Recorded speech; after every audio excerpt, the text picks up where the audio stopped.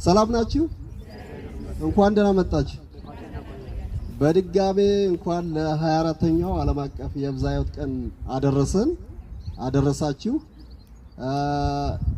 በእርግጥ እዚህ የጉለሌ እጽዋት አጸድ ማዕከል ባለሙያዎችም አመራሮችም አሉ። እነሱ የሚነግሩን ነገር ጥሩ ነገር ይኖራል። እንግዲህ ጉለሌ እጽዋት አጸድ እንደምታዩት በጣም ያምራል አይደል? አዎ። ስለዚህ ይሄን ስናይ እኛ ደግሞ ከዚህ ትዩ ወይም ከዚህ የተሻለ እንዳለን ይቆጡናል። ግቢያችንን በዚህ ልክ ማድረግ ይጠበቅብናል። ያን እንግዲህ በጋራ የምናደርገው ይሆናል። እንግዲህ ዛሬ እዚህ የተሰባሰብነው ዓለም አቀፍ የብዝሃ ሕይወት ቀን ምክንያት በማድረግ ነው። እንደምታስታውሱት ዕለቱ ትላንት በደመቀ ሁኔታ አክብረናል። ከዛ በፊት በአውደ ጥናት ነው የጀመርነው። እንግዲህ የዚህ ዓመት መሪ ቃል ሃርመኒ ዊዝ ኔቸር አንድ ሳስቴነብል ዴቨሎፕመንት የሚል ነው። ከተፈጥሮ ጋር መስማማት ለዘላቂ ልማት የሚል ነው። እንግዲህ ይሄ መሪ ቃል በጣም ቁልፍ መልእክት የያዘ ነው። ተፈጥሮን ካልተስማማን፣ ከተፈጥሮ ጋር አብረን ማንሄድ ከሆነ፣ ተፈጥሮን በአግባቡ ማንይዝ፣ ማንጠብቅ፣ ማንጠቀም ከሆነ ተፈጥሮ ቁጣዋ ከባድ ነው አይደለም? ያው የምታውቁት ነው። እና አሜሪካ እና አውሮፓ ከአቅማቸው በላይ ሆኖ ብዙ ፍዳ ያዩበት የሰደድ እሳት በቅርብ ታስታውሳላችሁ።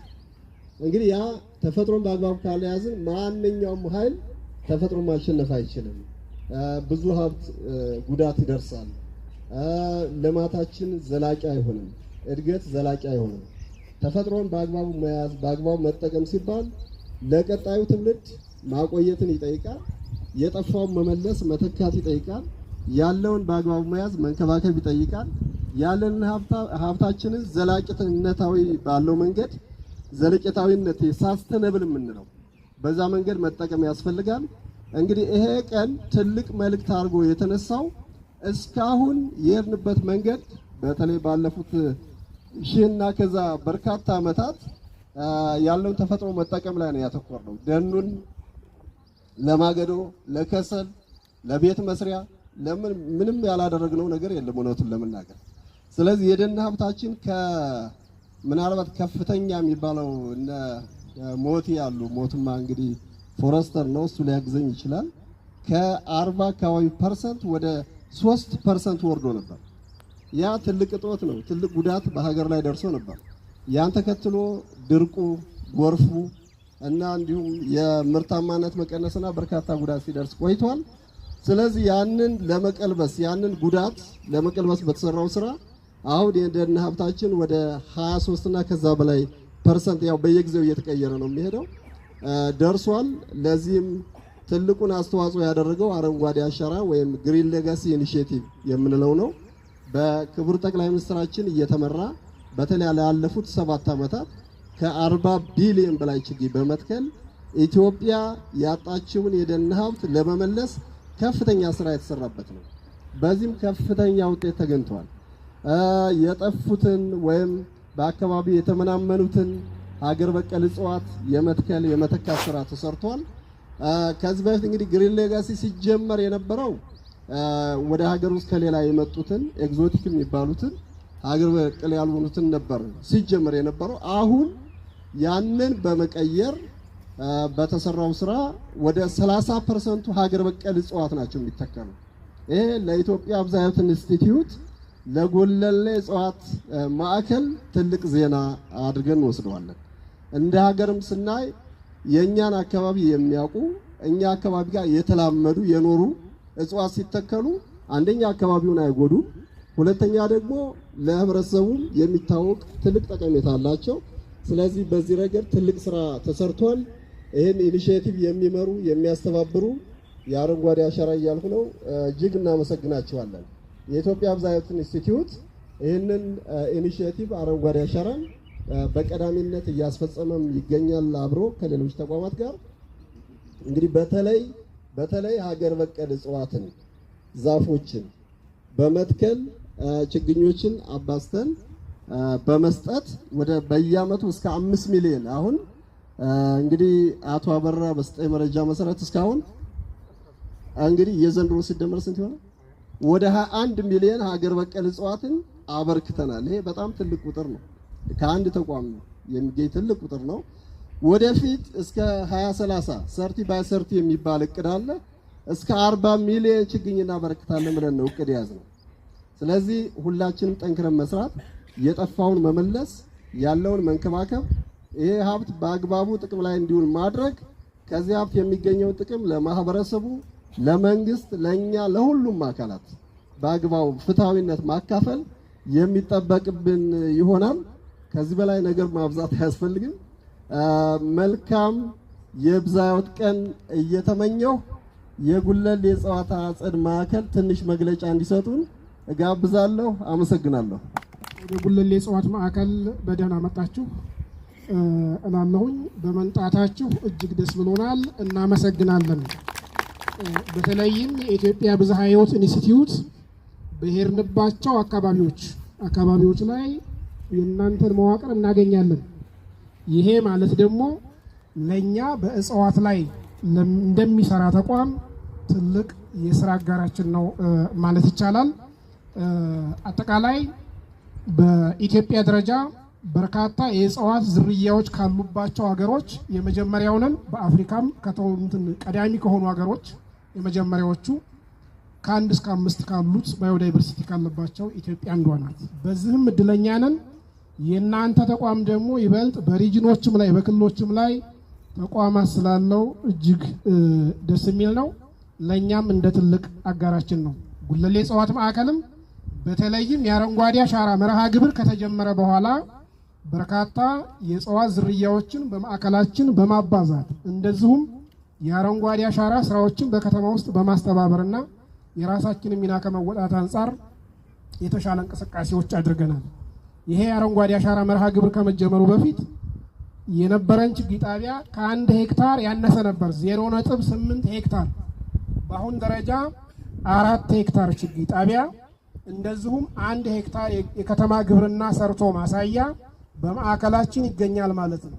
በየዓመቱ የአረንጓዴ አሻራ ሲጀመር በ2011 ዓ.ም የብዜት አቅማችን 90,000 ሺህ ያልገባ ነበር። በአሁኑ ወቅት በአማካይ ላለፉት 5 ዓመታት ከ900,000 እስከ 1 ሚሊዮን ችግኞችን ከ131 የእጽዋት ዝርያዎች በዚህም የሀገር በቀልና የውበት እጽዋቶችን በግቢያችን እየተባዛ ማሰራጨትና የአረንጓዴ አሻራው ላይ የራሳችንን ፉትፕሪንት አሻራ እንዲኖረን አስችሎናል ማለት ነው። እዚህ መሰረትም ማዕከላችን ጉለሌ የእጽዋት ማዕከል እንደምታዩት እንግዲህ አብዛኛው በከተማ ውስጥ የነበረ ከተለያዩ የዓለም የተሰባሰቡ ኤግዞቲክ ስፒሺሶች የውጭ ዝርያዎች ነበሩ።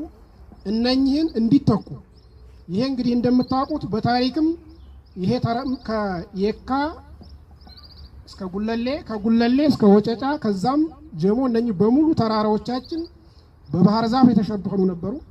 እነኚህን በአርአያነት በመያዝ ባህር ዛፍን በማስወገድ ካለን ከተቋማችን ከ705 ሄክታር ውስጥ ሙሉ በሙሉ ባህር ዛፍ አንስተን በሀገር በቀል እጽዋት እንዲተኩና በተለይም በሲድ ባንክ ያሉ የእጽዋት ዝርያዎች ሪጀነሬት እንዲያደርጉ ምቹ ሁኔታዎች ተፈጥረዋል።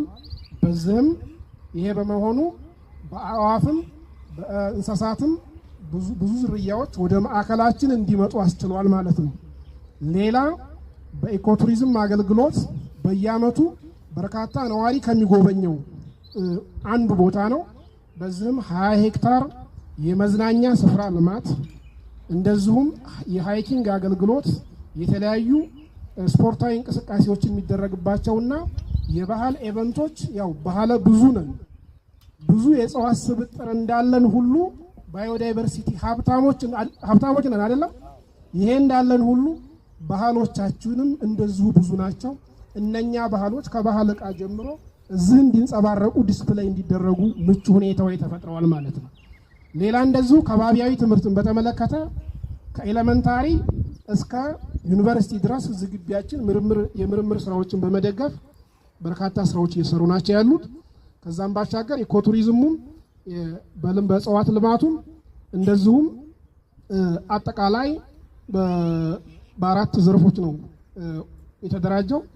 በዚህ ዘርፍ ላይ የተሻለ ስራዎችን በመስራት ላይ እንገኛለን። እንግዲህ ዛሬ አካባቢ ጥበቃ ቀንን አካባቢን መጠበቅ ብዝሃ ሕይወትን መጠበቅ በምናደርገው እንቅስቃሴ ላይ አሁን ያለንበት ወቅት ደረቃማና ነፋሻማ በመሆኑ ያዘጋጀናቸው ችግኞች አንደኛ አገር በቀል ናቸው። በሁለተኛ ደረጃ ውስን ችግኞች ለበላይ አመራሮቻችሁ እናደርጋለን። ከዛ ባሻገር ያለው ላይ የቁጥቋጦ በዛኛው ሳይድ የሚያስተባብሩ ባለሙያዎቻችን አሉ። በድጋሚ እንኳን ደህና መጣችሁ ላለሁ አመሰግናለሁ። ነገር ተብሏል። ከሰሞኑ ጀምሮ በተለይ የዘንድሮውን የዓለም አቀፉን የብዝሃ ሕይወት ቀን ምክንያት በማድረግ በተለይ ከመሪ ቃሉ ጋር ከተፈጥሮ ጋር መስማማት ለዘላቂ ልማት የሚለው ትልቅ መሪ ቃል ይዘው በተለያዩ መድረኮችም ስንነጋገርበት ነበረ። አሁንም መልእክት ዶክተር አብዮት ሲያስተላልፍ ነበረና እዛ ውስጥ አሁን ብዙ መግባት አልፈልግምና አጠቃላይ የዛሬው መርሃ ግብር ያው ቅድም እንደተነገረው አንድ ሁለት መሰረታዊ ኩነቶች አሉ። አንደኛው ችግኝ መትከል ነው። ችግኝ እንደተባለው ብዙ ችግኝ ተከላ የለም ዛሬ። ለምን? አንደኛ ወቅቱም ትንሽ ስለሚቀር የተወሰኑ ችግኝ ነው የተዘጋጁት። ሌላው ተፈጥሮን እንግዲህ ከተፈጥሮ ጋር መታረቅ ወይ ደግሞ ከተፈጥሮ ጋር መስማማት ስንል አንደኛ የምንሰራቸው ስራዎች ናቸው። አንደኛ የተፈጥሮ ሀብትን በተለይ ደንን ባለመመንጠር በመንከባከብ የድርሻችንን ስንወጣ አንደኛ ከተፈጥሮ ጋራ ተስማምተናል ማለት ነው። ሁለተኛ አሁን በተለይ ይሄ ነባርና የተፈጥሮ ደኖችን በዚህ አይነት መልኩ ስንጠብቅ ነው። ሁለተኛ የችግኝ ተከላው ነው። ይሄ የተፈጥሮን ያግዛል ማለት ነው። ችግኝ ስንተክል እንግዲህ ጥንቃቄ ያስፈልጋል። ብዙ ጊዜ ስንነጋገር ነበረ። የሚተከልበት አያያዙ፣ አፈር አመላለሱ ራሱ በባለሙያ ነው መመራትና መደገፍ ያለበት ማለት ነው። ዝም ብሎ ጉድጓድ ውስጥ ጥሎ መሄድ ብቻ አይደለም። ለምን? ለዓላማ ነው የምንተክለውና እዛ ዓላማ ለማድረስ ከችግኝ ተከላ ጀምሮ ዝግጅት ጀምሮ ተከላ ላይም በተገቢው መንገድ መከናወን አለበት። ሁለተኛውና ዋናው በየጊዜው በየዓመቱ ችግኝ ይተከላሉ፣ ግን ምን ያህል ነው የተንከባከብነው የሚለው ጥያቄ ነው የሚሆነው። ስለዚህ የመንከባከቡ ስራ ወሳኝ ሚና ያለው ማለት ነው። ስንንከባከብ እንግዲህ አንደኛው መኮትኮት ነው፣ አሁን የምንሄድበት ስራ ማለት ነው። ውሃ ማጠጣት ነው። ስለዚህ ሁለተኛው ኩነት ዛሬ እንግዲህ እዚህ የምናከናውነው ከዚህ በፊት የተተከሉ እጽዋቶችን የመኮትኮትና የመንከባከብ ስራ ነው የምንሰራው ማለት ነውና